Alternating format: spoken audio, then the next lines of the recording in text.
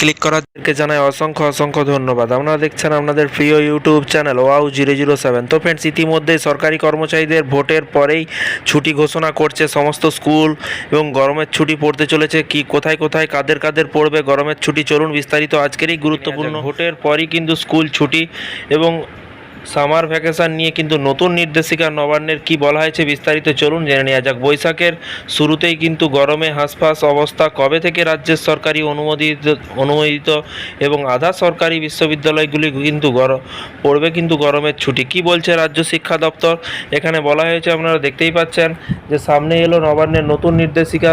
আরও জানুন পুরো বিস্তারিত চলুন, ভিডিওটি সম্পূর্ণ দেখলে বুঝতে পারবেন। এখানে বলা হয়েছে বৈশাখের শুরুতেই কিন্তু যেভাবে গরম বাড়ছে তাতে কিন্তু সকলেই কিন্তু হাঁসফাঁস অবস্থা সাধারণত মানুষের, এবং এই গরমের মধ্যে কিন্তু স্কুলে যাওয়ার দুষ্কর হয়ে উঠছে ছোট শিশুদের এবং বাচ্চাদের। এবং এর পাশাপাশি তাদের স্বাস্থ্যের কথা কিন্তু মাথায় রেখে কিন্তু এবার কিন্তু নবান্ন থেকে নির্দেশিকা জারি করলো। ছুটি এগিয়ে আনার ব্যাপারে কিন্তু বড় সড় সিদ্ধান্ত নিতে চলেছে কিন্তু রাজ্য সরকার এবং শিক্ষা দপ্তর। সূত্রের খবর, রাজ্যের যেভাবে তাপের পারদ চড়ছে তাতে কিন্তু খুব শীঘ্রই কিন্তু স্কুলগুলিতে কিন্তু গরমের ছুটি ঘোষণা করা হচ্ছে। এবং আরও পাশাপাশি প্রতি বছরই কিন্তু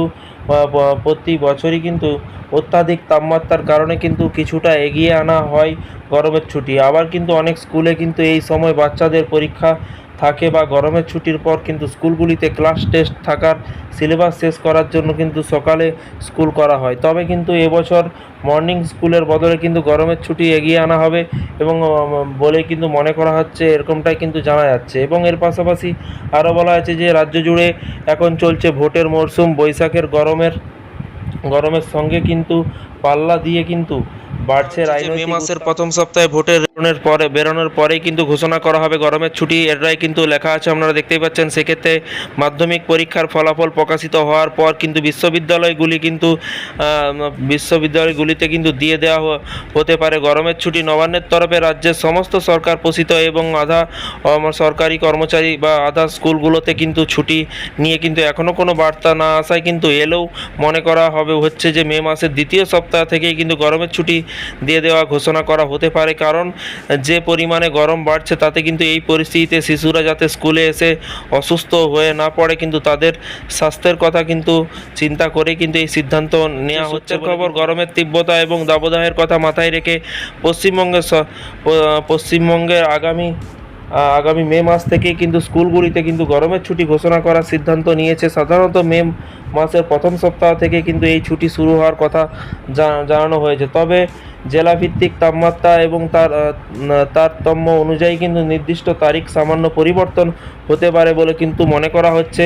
এবং সরকারি সাহায্যপ্রাপ্ত এবং সরকার পোষিত স্কুলগুলোর জন্য কিন্তু প্রযোজ্য হবে বলে কিন্তু এরকমটাই মনে করা হচ্ছে। তো ফ্রেন্ডস, বিষয়টি বুঝতে পারছেন।